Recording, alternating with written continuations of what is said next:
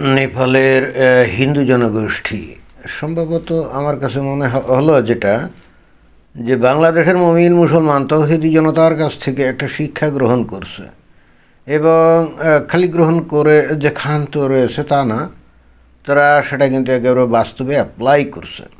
ঘটনা কি? ঘটনা হচ্ছে এই নেপালি হিন্দুরা সেখানে একটা মসজিদকে ভেঙে দিয়েছে, ভেঙে গুড়িয়ে দিয়েছে, এরকমই একটা খবর পাওয়া গেল। এবং এইটা নিয়ে এখন নেপালের ওই অঞ্চলে, অর্থাৎ যেখানে নাকি এই ঘটনাটা ঘটছে, সেখানে তো একটা বিরাট উত্তেজনা তৈরি হয়ে আছে, তাই তো।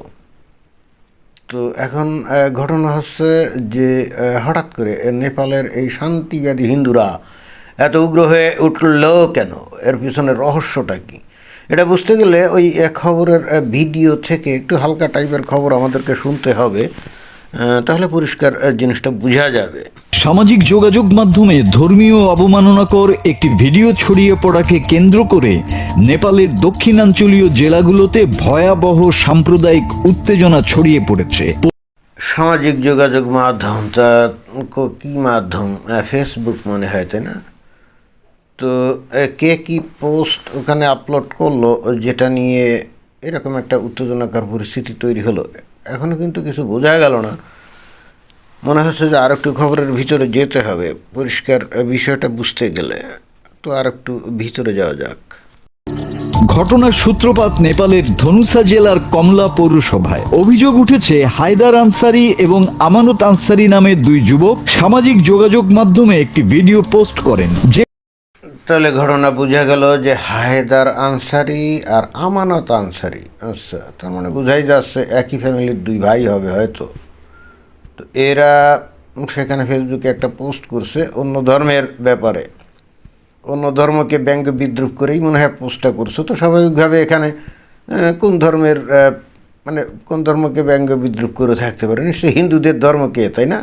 কারণ নেপাল তো একটা হিন্দু প্রধান দেশ এবং একসময় তো পৃথিবীর একমাত্র হিন্দু দেশ ছিল এই নেপাল। এবং পরবর্তীতে এসে তারা ঘোষণা করে যে তারা শুধুমাত্র আর হিন্দুদের দেশ না, তারা হলো একটা মানে উদারনৈতিক গণতান্ত্রিক দেশের রকম। তারা হিন্দু দেশ থেকে তাদের নাম খারিজ করে নেয়। তো এখন আমানত আনসারি আর হায়দার আনসারি তাহলে তো হিন্দুদের ধর্মীয় ব্যাপারেই কিছু বলছে। তো তার ফলেই এই ঘটনা। তো দেখে আরেকটু শুনি। এখানে অন্য একটি ধর্মের প্রতি অবমাননাকর মন্তব্য করা হয়েছে বলে দাবি করা হয়। এই খবরের সূত্র জানতে আমি বাংলাদেশের বিভিন্ন যে মিডিয়া আছে না, ওইগুলা আমি একটু সার্চ করলাম। তো দেখলাম যে ওরা কিন্তু ওই এই যে হায়দার আনসারি বা ওই যে আমানত আনসারি, এরা যে অন্য ধর্ম অর্থাৎ হিন্দু ধর্ম, হিন্দুদের ধর্ম নিয়ে কটাক্ষ করে ওই পোস্ট করছে, এইটা বলে নেই। ভাবটা হলো এরকম, কথা নাই বার্তা নেই, হঠাৎ করে হিন্দু আর মুসলমান ওখানে দাঙ্গা বেঁধে গেছে, এরকমই একটা আবহ তৈরি করার চেষ্টা করলো। সেখানে যে আসলে মুসলমানদের দুইজন সদস্য তারাই যে আসলে এই ঘটনার সূত্রপাত করেছে, এইটা কিন্তু গোপন গেছে। আমি জানি না অন্য কোনো বাংলাদেশের মিডিয়াতে এটা বলছে কি না, বাট আমি 3-4টাতে আমি খোঁজ নেওয়ার চেষ্টা করলাম, বাট তারা দেখলাম যে এটা বলে নেই। তো অতএব এই হেতু আমাকে বাইরের একটা মিডিয়া, এই এখন যেটা আমি শুনছি না, এটা হলো বাংলাদেশে বাংলা ভাষার মিডিয়া যদিও, বাট সেখানে দেখলাম যে ইউরোপ লেখা, অর্থাৎ ইউরোপ থেকে এই মিডিয়াটা তারা প্রচার করে আর কি। কিন্তু এরাও কিন্তু ইন্টারেস্টিংলি যে একটা অন্য ধর্মের প্রতি এই কথা বলছে, এখানে হিন্দুদের ধর্ম নিয়ে যে কোনো পোস্ট করেছে সেটা একটু চেপে যাচ্ছে। তো বোঝা যাচ্ছে এই ইউটিউব চ্যানেলটাও মুমিন মুসলমান চালায়, এটা একেবারে মানে বোঝাই যাচ্ছে। তো দেখি তারপর। ভিডিওটি ভাইরাল হওয়ার পরপরই ধনুষা ও পাটসা জেলায় উত্তেজনা ছড়িয়ে পড়ে। স্থানীয় জনতা ওই দুই যুবককে ধরে পুলিশের হাতে সোপর্দ করলেও পরিস্থিতি শান্ত হয়নি। আচ্ছা, তাহলে নেপালের হিন্দুরা এখন ওই যে বাংলাদেশের তৌহিদি জনতা মুমিন মুসলমানদের মতো এত হিংস্র হয় নাই। বাংলাদেশে যদি কোনো অমুসলিম, যেমন ধরো যে হিন্দু, তারা যদি এরকম ইসলাম ধর্মকে নিয়ে বা নবীকে নিয়ে কোনো অবমাননাকর বক্তব্য যদি এরকম ফেসবুকে দিত, তাহলে কি তারা মানে তৌহিদি জনতা কি তাদেরকে ধরে নিয়ে কি পুলিশে দিত নাকি? না, বরং পুলিশ এসে যদি বাঁচানোর জন্য তাদেরকে ধরে নিয়ে ওই থানা হাজতে ঢুকাতো, তৌহিদি জনতা গিয়ে ওই থানায় হামলায় পড়তো এবং সেখান থেকে বের করে নিত। এবং কয়েকদিন আগে যে দীপুচন্দ্র দাস তাকে কী করলো। এবং ইন্টারেস্টিং ব্যাপার হচ্ছে বাংলাদেশে বস্তুত কোনো অমুসলিম সাহস পায় না, কোনো অমুসলিম মানে হিন্দুরা কোশ্চিনকালেও সাহস পায় না যে মুসলমানদের ধর্মীয় ব্যাপারে কোনো উল্টাপাল্টা বা কোনো শ্লীল কোনো মন্তব্য করবে, এটা তো একেবারেই সাহস পায় না। বরং তারা অত্যন্ত সচেতনে থাকে যাতে, এবং এমনকি মুসলমানদের সাথে কথা বলতে গিয়েও অত্যন্ত সন্তর্পণে কথা বলে যাতে করে কোনো ধর্মীয় ব্যাপার স্যাপার সেখানে না ঢুকে পড়ে।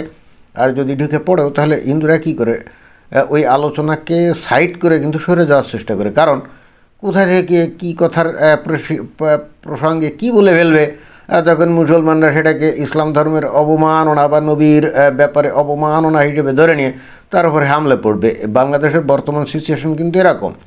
এবং এই সিচুয়েশন যে শুধুমাত্র যে 5 আগস্ট 2024 সালের পরে ঘটছে তা কিন্তু না, এটা কিন্তু আরও অনেক আগে থেকেই। বাট 2024 সালের 5 আগস্টের পরে এটা একেবারে প্রকট আকার ধারণ করছে, যেমন দীপুচন্দ্র দাস, তাই না, সে কিন্তু আসলে ওই নবীকে নিয়ে কোনো কটূক্তিও করে নাই, ইসলাম নিয়ে কোনো মন্তব্যও করে নাই।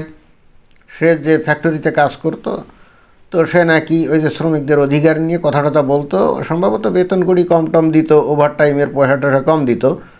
তো দীপুচন্দ্র দাস সে তো একজন হিন্দু সংখ্যালঘিষ্ঠ মানুষ, সে ওখানে মাতবাড়ি করতে গেছিলো, যেটা সে ভয়ঙ্কর রকম ভুল করছিল এবং ভাবছিল যে সে শ্রমিকদের পক্ষ থেকে এরকম কথা টথা বললে হয়তো সবাই তার পক্ষে থাকবে, কিন্তু ঘটনা তো উল্টো হয়ে গেছে, তাই না। সে তো আসলে হিন্দু, তার পক্ষে তো মুমিন মুসলমানরা থাকার কথা না। যাই হোক, এখন ওই ফ্যাক্টরির মালিক কী করলো, তাকে দমন করতে হবে, ব্যাস। সহজ রাস্তা কি, ও ওই ইসলাম ধর্মকে অবমাননা করেছে, নবীকে অবমাননা করেছে, তাই না, করুক বা না করুক বলে দিলেই হলো, ব্যাস। তারপরে কি হলো, তাড়াতাড়ি খবর গেল পুলিশের কাছে, পুলিশ আসলো এবং তাকে ধরে নিয়েও গেল। বাট অতঃপর ওই তাওহীদি জনতা পুলিশের কাছ থেকে তাকে ছিনিয়ে নিল। বিভিন্ন খবরে দেখলাম বলা হয়েছে যে পুলিশ নাকি তাকে ওই তাওহীদি জনতার কাছে তুলে দিয়েছিল, এবং তারপরের ঘটনা তো ইতিহাস, তাই না, জ্যান্ত তাকে কি পুড়িয়ে মারা হয়েছে। তো সেই দিক দিয়ে হিসাব করলে নেপালের এই হিন্দুরা যথেষ্ট ভদ্র মনে হচ্ছে। তারা ধরে পিটিয়ে মারে নাই, অথবা জ্যান্ত পুড়িয়েও মারে নাই। মনে হচ্ছে এরা এখনও ভদ্র, এখনও মনুষ্যত্ব চলে যায় নাই। তবে অবশ্যই মুসলমানদের কাছ থেকেই কিন্তু এ শিখছে যে ধর্ম অবমাননা যদি কেউ করে তাহলে এরকম পিটাতে হবে, ধরতে হবে, ভাঙচুর করতে হবে। এগুলো কিন্তু অতি আগে তারা করতো না, বাট ইদানিংকালে এখন করা শুরু করছে, কারণ তারা দেখছে বাংলাদেশ অথবা পাকিস্তান এই সমস্ত জায়গায় তো প্রতিনিয়ত এই ধরনের ঘটনা ঘটে।